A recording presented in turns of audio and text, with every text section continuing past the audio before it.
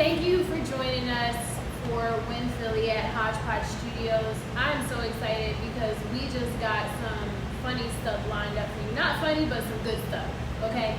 I'm saying it's funny because I know I need it more than anybody. All right, now that I said that, hi, my name is Nakisha, and I am the owner of Hodge Studios, which is where we film Win Philly. And I just want to tell you that I'm also a photographer, and I do a lot of other things, but I really love working in this space, which I rent out to other artists, and we have so much fun. Okay, my co-host, she's so lovely. Thank you. We do have a lot of fun here, and I'm so happy and proud of you, my dear. Thank you. She did it. Owner and operator of Hodge Studios, I had to, Nakisha Hodge. And she does all this other wonderful stuff. So I am Dr. Heather Richards. I am the owner and operator of Studio for Sexual Health, Wellness, and Education, Incorporated, nonprofit. So, I am a psychotherapist. I specialize in clinical sexology, which means you can come to me when you have sexual health related issues. You can come to me when you don't. I also am a marriage and family therapist, and I absolutely love what I do. I love getting up every day and seeing clients. My clients motivate me, watching them grow and change and heal in their own time and in their own right. So it's something that I absolutely love. And a colleague of mine is here today who I just met a while ago, but we knew each other for a while through social media, but we never got a chance to meet. And we reached out, and we've been meeting each other every week ever since. It's like sickening. So it's like, but we know each other. That's good. Right. Who are you? Yes. I'm Dr. Tina Scott. I have my own private practice where I help people dealing with breakup recovery, grief, anxiety, and stress. I'm that person that you call when you feel you're at the end of your rope. Oh man, that's a lot of you watching. And listen, something Dr. Tina does that I don't do is she takes insurance, like managed care, right? I'm private pay, so we kind of work together. We work off each other through that, which is amazing because not everybody has insurance and not everybody wants to use their insurance, right? So people who do, I say, listen, Tina, I got somebody for you. She's like, girl, I got some self-made people for you. Yes. So, we do that, and I love that about the fact that we can do that as friends and colleagues. Yes, and I feel like it's a competition. Right, and it's not. Oh God, no. It is never a competition, people. I say that all the time. You got to network with people in your niche because you know what? It's a big ass pie. Okay, it is. Everybody can get a slice. Yep. But I think that's people's, and that's something that her and I deal with as psychotherapists. Yes. That's people's stuff. Like I know a whole lot of psychotherapists who don't like me and don't like me because they feel like they're in competition. They don't even know me, and it's okay. Hey, you want to be cool, we can be cool, but I am not going to try to one up anyone. That's not my personality. And I think it's just you and how you are. You have to just not be that kind of person, and I'm not. I want everybody to be successful. No, I want everybody to be successful. And somebody told me, Ebony, she told me, she's on my board of directors, she told me, Heather, she sat me down one day, Heather, everybody can't win. I was like, yes, they can. So she said, when you get that in your head, you're going to understand. So I do think everybody's a winner. So I think everyone can be a winner. You can. If you want it. Be a winner. But some people, they're comfortable with mediocre stuff. It's a mindset, right? Yeah, and that's something that we do. So we're going to talk a little bit. There you go. And you know about mindset. Of course I do. I'm in marketing. How important is it as an entrepreneur for your mindset to be right? Girl, every day you go to work, you're not always in the best mood. You're not always having the best day. But guess what? You fake it till you make it. That's called mindset. Yes. And you can create a mindset around faking it until you make it, and then you don't have to fake it until you make it. Right. You can make it and keep making it, and your mindset matches the making part. Right. Right? So Absolutely. What Dr. Tina and I do is we help you with that. We help you get there with your mindset, because talk a little bit about what you encounter around the stigma in our community around therapy, just a little, because I know people always say to me, do you ask people, do they talk to people about their therapy? Yeah, well, a lot of times people come in and they're afraid to even tell their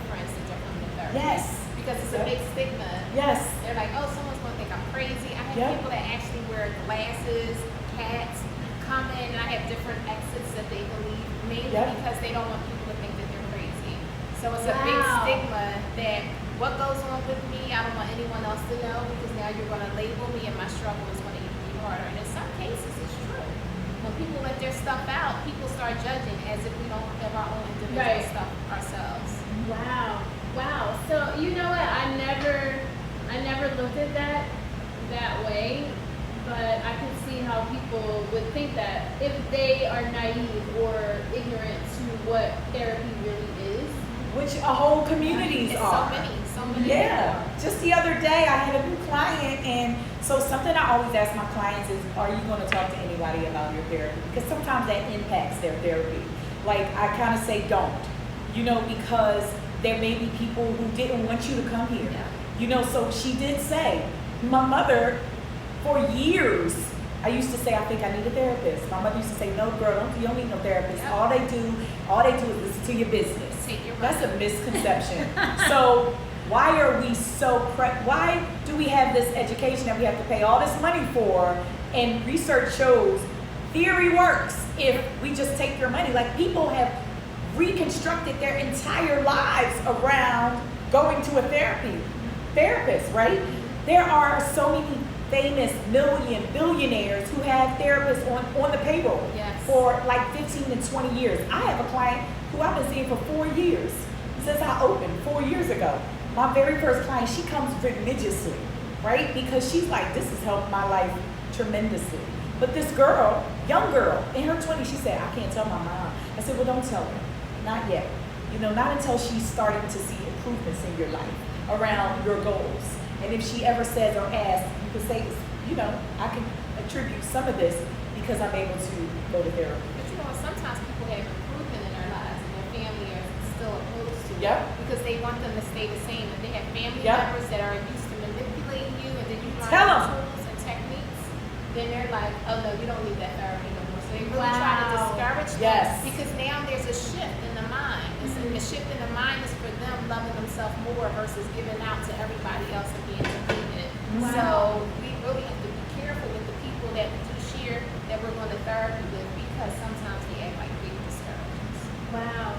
And- That's amazing how someone who says that they care about you and they love you would try to hinder you from being the best person you could be, right? But it's selfishness, though. It is. It's Oh, ugly about that's thinking about terrible. yourself. And to piggyback off of what you said, people come by themselves. So let's say, hypothetically, you have a couple. The female starts coming to therapy. Guess what happens? What happens, Tina?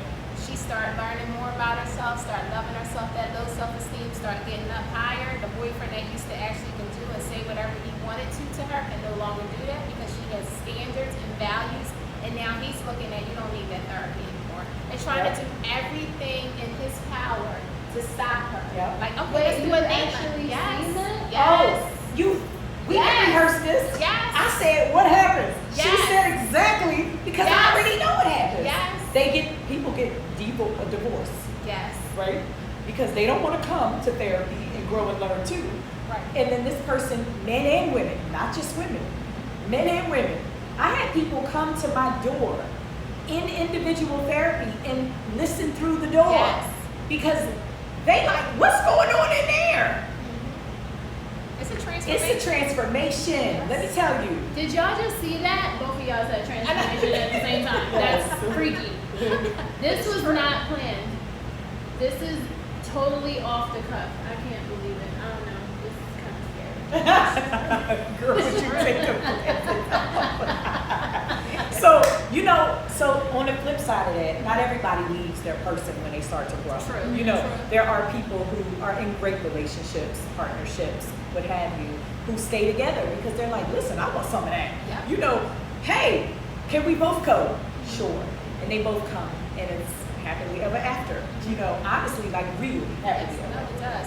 It's like you said, it's the other side too, because now couples want to live harmoniously together, and when they see one mate is changing and being their better self, they're like, hey, I want some of that, and they come and be a part of it. But not often do you get them both in the room at the same time. One is normally going, and then the other one may feel like they're being dragged in, and then when they actually see the rewards, they wind up going through it together. Especially, I remind them, what's the goal? And the goal is to stay together and move forward in the best direction possible. So I've always wondered, and I know some of you may have wondered this as well, when you have a person who's going to therapy and then, you know, they have a spouse or a partner, and then their partner is asking them, well, what's going on in therapy? Are those people telling you like their deepest, most intimate things, and then you're seeing their partner and you know these things, and like how do you work through, you know, because there's two sides to every story, like how are you putting this stuff together so that you can help both people if, you know, couples are coming? Kind of. Did I explain that right? Yeah. I feel like that was a lot. Well, normally when they come together, they're in the room together, and sometimes they may need individual therapy. Now, depending on what comes out on the individual therapy, will direct whether I send them to another clinician, mainly because I don't want to break up the connection, that alliance that I may have. For example, if I'm seeing a couple, and then when I break them out for their individual sessions, I find out there's infidelity on one end, and the other person wants to continue in the infidelity and still come in as a couple and pretend that they want to work on the relationship, I would then refer one of them out, mainly because it's some one-on-one stuff that they need to fix, because everything that's going on in the room is a fraud. But what are you telling the person that you're referring out? Like, you can't tell Right, them, like, so- I'm referring you out because you a cheater. Right. So I do things a little differently. I don't see couples. So I see you together. You come in. I split you up on maybe your second or third session, right? Because I do an individual with both because things come out, right? So, but I say in the joint session, hey, I don't keep secrets. I just want to let you know that if you tell me a secret, I'm not going to tell your spouse or partner, but I'm going to coach you into telling them eventually. So if someone comes in, tells me they're committing adultery, I coach them into telling their partner. I've never had someone who told me, I'm not going to tell her, I'm not going to tell him. But I have had in session, a couple come in and say, I'm not going to stop cheating. I'm cheating, she knows I'm cheating, I'm not going to stop. So then I say, well, guess what? I'm going to stop being your therapist. I'll be your individual and your individual, and that's it. And if you want to co-parent, I can do that. But as far as this being, it's wasting my time. Don't waste my time. I went to school, I paid a lot of money. I don't want you to waste my time. Just like you don't want me to waste your time. So I don't do that. So if they But I told me a think- secret, yeah, I'd be like, no. With you, like to stop the couples therapy, and then they have to actually go their separate Yep. ways for individual, where I keep one and the other one goes somewhere else, Yep. because it's a fraud. It's Yep. like we're not really working on any goals. At that point, I'm just taking your money. So we were saying the same thing. Just Yeah. thinking Yeah. a little different. But, I mean, so, okay, I'm coming with my husband. I'm a cheater. And I tell you, like, I'm cheating. I like cheating. I ain't stopped cheating. And then you say to me, well, I got to refer you out because you're a cheater. Or you say, you know, there's some issues you need to work on with someone else in a nice way. You get rid of me. Like, how does that? Well, you know, I try to reframe and try to Yeah. figure out what's the purpose of you coming here. Is Yes. the purpose of you coming here to keep doing what you were already doing? Then why even waste your time and waste your mate's time? If the purpose for you coming here is to solve some deep, rooted issues, let's put stuff on the table. Let's clear the air, like Dr. Hedges said. Let's try to coach the person that's cheating to actually bring it on the table. If we can't do that, then challenge you. Like, why are you here? Just to say that Yeah. you came to therapy? Because so many people come in the room Just just to to say say, they I did came it. to therapy. But if you're not coming to It's work, usually me. I'm the Yeah. worst therapist to come to if you don't want to work. The worst. And Me too. Yes. It's like I Because have to show you the bring mirror. it to them, like, well, what are you doing here? I just had a couple, I had to, it's so weird. I usually offer you more time. I did not. I said, well, thank you. Sorry that this didn't work out. You know, I hope that you figure out what you're going to do. And if you need a referral moving forward, let me know. And we have to know when to refer clients out. The Because nice we way to can't do see that. everybody. Because I'm not gonna work harder than you. Right. Most of the work happens, if you see me every Monday, it happens the moment you leave my office until the moment you get back to my office next Monday. That's the word. Because I'm giving you work to do. And if you're not consciously thinking about, hey, so when we argue, I'm supposed to say, oh my gosh, we're in therapy right now, and this arguing that we're doing, that is one of our goals to stop Mhm. doing. Dr. Heather gave us these tools we have to practice. If you're not consciously thinking about that and While cussing you're each in other there, out, then what you here for? Right. Every week you come back, you don't do nothing. You don't do any of your assignments, but it does take time. So I'm not like, you gotta do this, you gotta know. Then I'm just a coach, right? You're just a coach. We're trying to help you get there. So we're not going to chastise you, but we're going to remind you. But that means more sessions. Right. If you're not practicing what we're teaching. So have there been couples who like just fight in front of you? I mean, They all do. They all do. They really? hold it in. They don't talk to each other all week. Yeah. And then when they come in, They hold it in. The They whole just- 20 minutes of the they beginning. just what like, they do. the first 20 minutes, everything's fine. Telling each other. And then they start letting it all out. And I'm like, did y'all talk to each other at all this week? No. He was waiting for therapy. And that's not the place just to have the first conversation. It takes place throughout the week. So then we got to give them an assignment. Hey, okay, here's your assignment. Every Sunday, talk to each other for 30 minutes. 30 minutes Wow. about therapy. So that's something I give people. When I notice that my couples are not doing talking until they get to therapy, I have to give them that assignment. Talk for 30 minutes. Yeah. So, but something else they do. That's amazing. Yeah. They hold it. That's amazing. I can't even imagine not just like saying everything I had to say at that moment, like holding it in. That would actually be an improvement, I think. But you know that some people do what they see Yep. growing up. Like they may have seen mom, dad hold it in or mom, dad fight. And then that's what Yeah. they emulate in their own That is personal true, relationship in their own space.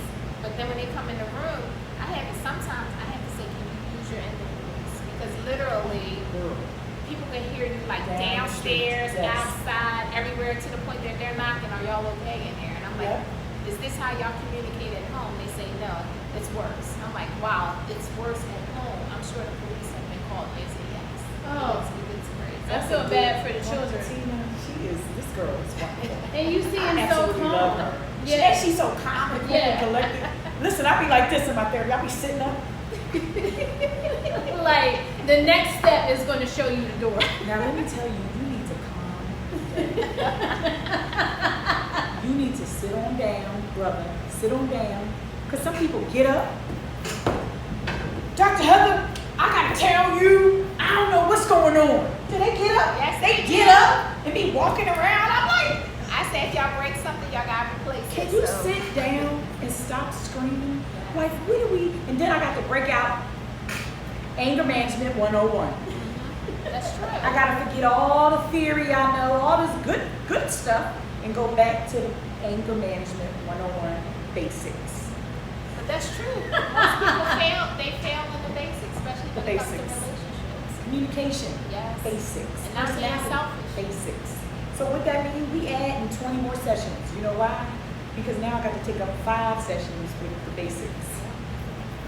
Well, I want to bring in a personal question because, you know, it's like hairdressers who don't do their hair. How is it for therapists? Like, what about if you get into a tiff in your relationship? Like, who you going to call? Well, I have Ghostbusters! Yes, I have my own therapist and I have my own coach. I feel like it's so important. Oh, wow, because that's amazing. we carry so much emotional stuff that other people put on us, and even though we may not think it's heavy, but we got our own stuff too. Yep. And I need a safe place to let that out. One thing about therapists, everything we talk about is confidential. Confidential. So your Yes, friends, honey. sometimes you may tell somebody that you think is a friend, and you find out very quickly that they're not, because your business is all Yeah. out on the street. Or everybody looking at you funny because they know something. You're like, oh, somebody said something. Yeah. So yeah, I definitely feel therapy for the therapist is crucial. Wow. very crucial. Do you have one? Yes. You do. So I do. I have a couple. I do peer-to-peers a lot. Like her and I, we, you know, although we just met, there is like this perceived thing around being a therapist that when somebody tells you something as another therapist, it's confidential. Yes. You know, so her and I immediately just Gravitated. on the Yes. table. Right. Like, so we talk and we do peer-to-peer. And I also do peer-to-peer with someone who doesn't even live here. Like I do with one of my BFFs, because she's a sex therapist. And I do a peer-to-peer with another girl named Libby who lives in, I think, Wisconsin or Michigan or something like that. And we have a schedule every month. And it's pretty cool. That's So, awesome. I know with I formed a group, a clinician think tank, where clinicians from all over come together. Oh, We meet yeah. periodically, and the whole reason for us meeting is to educate, encourage, and inspire. That So is it awesome. allows us to have our own safe place where we can talk about Yeah. stuff, our own feelings, the struggles we are in as clinicians. You can't say that to just anybody. You're saying it with your peers to help us Yeah. like get through it. Wow, that's so clinician amazing. thing, I haven't been able to go. She hasn't when I'm working. Working. Well, So, which is but it's always- okay. And so does this girl over here have stuff when I'm working, when I'm seeing clients, but it's okay. But back to how can we help people think about not listening to what the streets are telling you regarding therapy? Like, drop your comments, subscribe, tell us what you have heard, some of the stigma around therapy, and how we can help you dispel some of the myths. But is anything you want to add around helping people, encouraging them to get help? Well, you know what? At the end of the day, we all face pain. And whenever we face pain, we need a way to minimize it, and therapy helps minimize it. So if you want that pain to go down, you really want to connect with someone that can actually help you and not hold it in. It's like having a bunch of stuff in your backpack. And I don't know about you, I remember back in my school days, my backpack used to weigh me down. But soon when I started taking stuff out, it became lighter. And that's just like anything. You start taking stuff out your backpack, it's lighter. Yeah. You can move, you can do the things you wanted to do. You can write that book, you can do that poem, you can do that podcast, you can do all that stuff when you unload your backpack. Oh, I love that. She has some great analogies. She told me something I can't remember, but I'm gonna ask She her. told me again. something I can't remember, but it was so good. It was good. It was good because she was like, "Girl, you gotta tell people like you specialize. This is it." She's something about a gynecologist. Something. Oh yeah. I was like, "I'm gonna get that. I'm gonna get that back from Dr. Tina. Lord. I'm gonna That record is that." awesome. I love this. Well, I thank do you so too. much for coming and This was giving us awesome. your time. I've learned so much, especially that you take insurance. I gotta call up my health plan now. Yes. Listen, and she'll take your health plan, even if she don't take your health plan, but she'll make it work. Yes. Dr. Tina is amazing. And you also have EAP if you work. You Yes. have this thing called Employee Assistant Program. Yep. So just call your HR department. You get free counseling service. So call your HR, Human Resources, and they have a list of clinicians that you can go see. All right. Yes. Yep. I love that. So before we end, I just want to say one more thing. Just know that we, psychotherapists, we don't just talk to you and tell you what to do. We don't give you advice. We help you heal. We help you and we give you encouragement and improvement in areas that you want to. We help you unlearn behaviors that you don't want through theory, people. There's a lot of theory we use, but we don't just use, well, I don't just use one theory. I use a multitude of theories and sometimes a hodgepodge of theories because working with us is different. You know, these theories were put together by older white males usually, and they don't always match our folks. I'm just gonna say that. So we have to kind of pick and choose pieces of different theories and paste them together and make them work, you know, and it does. So that's what we do. So I just want you to know that we're not giving advice or just thinking stuff off the top of our head. We're actually following a theory that has been a proven method in research to work around behaviors and all kinds of things. We actually also help you pull out the tools that's in your toolbox already. You got some tools in there that you haven't used in a while. We help you sharpen them up, and we also help you add some new ones in there. So I don't want you to feel like, oh shucks, I have nothing. We have everything that's inside you. We just help you pull it out so you Pull can it see the out. greatness that's in you, and then just apply it to your everyday awesomeness. Yep. Everyday awesomeness. I know that's right. Yes. It's Dr. Tina, girl. Everyday awesomeness. That's my friend. That's my friend. That's I her, love will be it. her friend too in a minute. But listen, thanks for tuning in. Yes. Thank you so Thank much for you. watching. Watch the next episode. We'll be here next Sunday.